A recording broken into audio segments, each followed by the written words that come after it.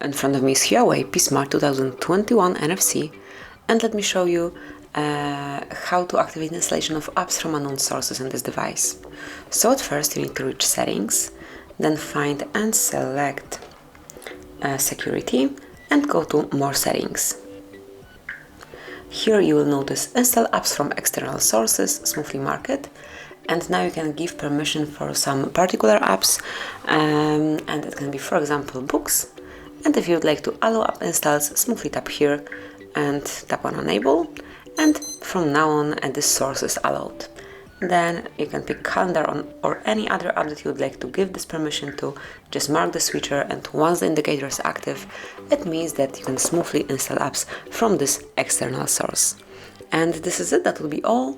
Thanks for watching, please subscribe our channel and leave the thumbs up.